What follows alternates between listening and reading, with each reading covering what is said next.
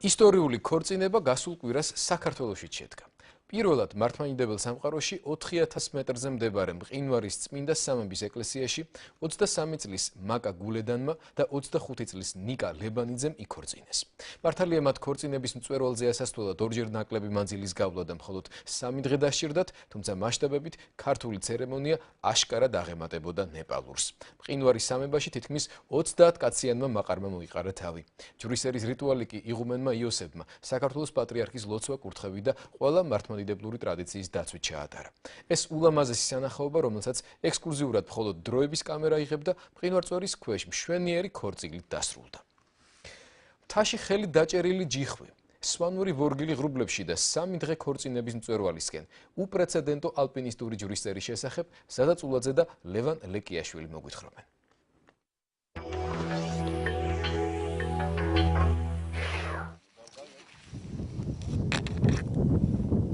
მეფეო, ცალიბადიგი გარეთ დამიტოვეს და რა ვქნა მეფეო? მოურავს უთხარი, მოურავს.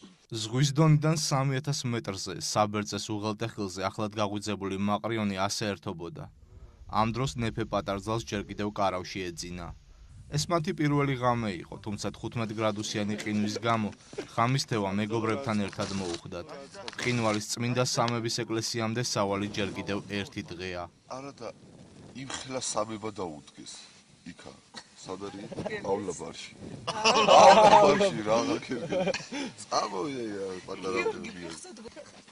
მეფეო! მეფეო! გამოდი გარე. მეფე გამოვიდა. დაიჩოქეთ. დაიჩოქეთ მეფე გამოვიდა.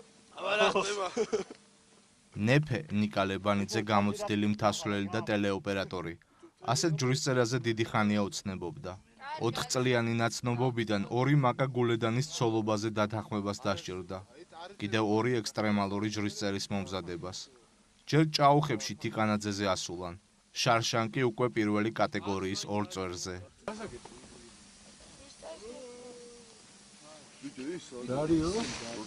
ჯვრისწერის მოწმობა. თქვენ რა დგინთ? აი ქუის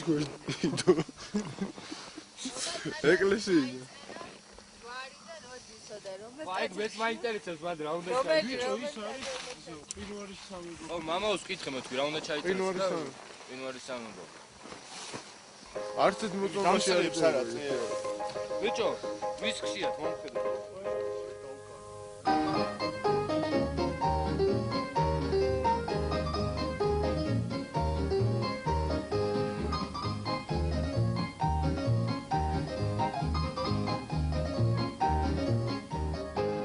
ასე ქალის ხელის სათხოვნელად საქართველოში სასიმამროსთან, მით უმეტეს სვანებთან ალბათ არასოდეს არავინ მისულა. ნიკა გამუდმებით იყურებოდა ცაში და საათზე. აია.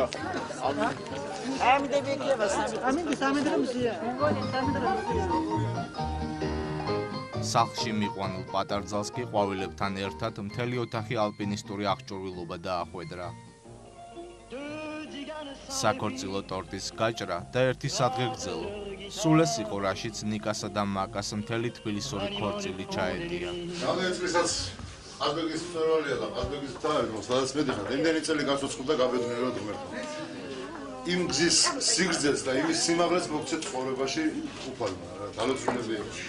სად არის ეს? ჩანს კიდევ, აი თეთრი რო ეს არის ეკლესია. ბედნიერი წყვილი სანუკვარო ცნებას რეალურად სულ რაღაც 3 საათში მიუახლოვდა. ნეფე პატარძალთან ერთად ყაზბეგში 9 კაციანი მაყრიონი ჩავიდა. გერგეთის სამებაში მათ უკვე ელოდათ დროების მაყურებლისთვის ბეთლემის გამოქვაბულის მოლოცვიდან ნაცნობი იღუმენი იოსები.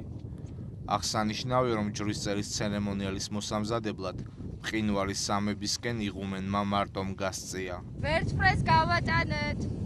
აიტანა ის ჩანთა. არი ნერვიულად გაიგე? მთელი გზის მანძილზე მაკას ტელეფონით დედის დამშვიდება უხდებოდა. ოდნავ აფორიაქებული პატარძლის გამხიარულება ისევ მაყრიონმა მოახერხა. მზის აბაზანის მიღების შემდეგ კავკასიელ ჯიგიტებს სისხლი აუჩქებდათ.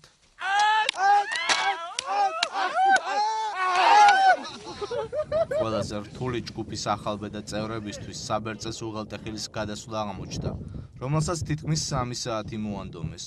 თუმცა მაგრად დაღლილებს დასვენება უკვე ბუნებამ აღარ აცალა.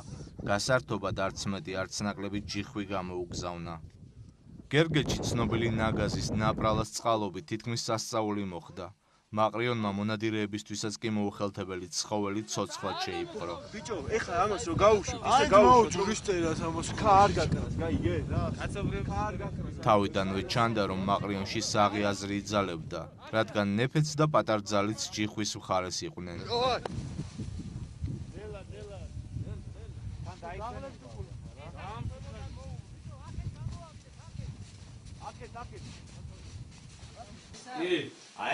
მყინვარის სამებაში ჯვრის წერა 10 საათისთვის არის დანიშნული.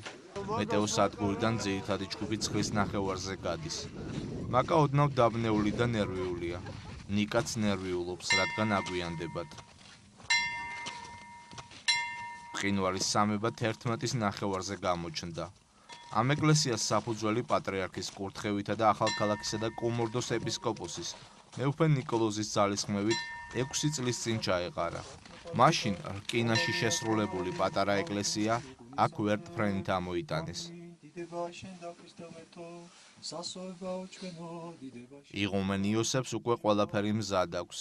ნახევარ საათში პირველად მართლმადიდებლურ სამყაროში 4000 მეტრზე ჯვრის წერის ულამაზესი რიტუალი დაიწყო.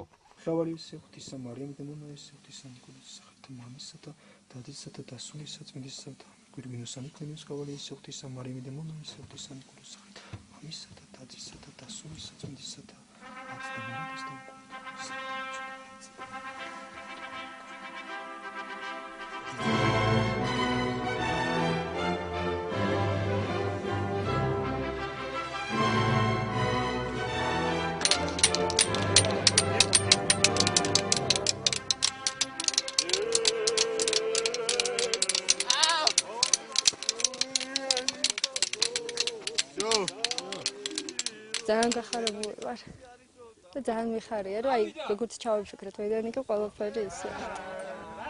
ისროლა.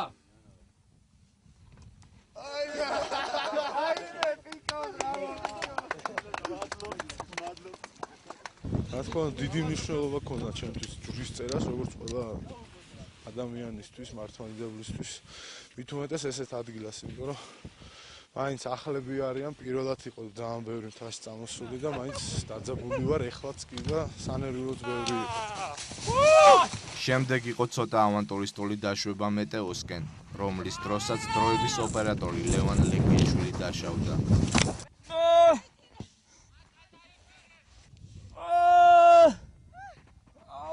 თბილისში დაბრუნების შემდეგ გაირკვევა, რომ ლევანს თურმე ნეკნი გაუტყდა. თუმცა ამ დროს ამაზე საფიქრად არავის ეცალა. თებში, მომდანით, იბედნიერე.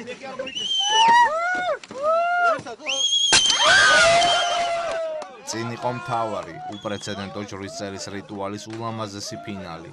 გატეხილი თებში და საქორწილო სუფრა, რომლის მსგავსი მეტეოს თითქმის 70 წლიან ისტორიაში არავის უნახავს. აი ესე ლამაზად ყოფილიყოს ყველაფერი რა თქვენ ცხოვრებაში, როგორც ახლა გიყვართ ერთმანეთი, ესე ყოფილიყოს კიდე 130 წლის განმავლობაში, 130 ის არის.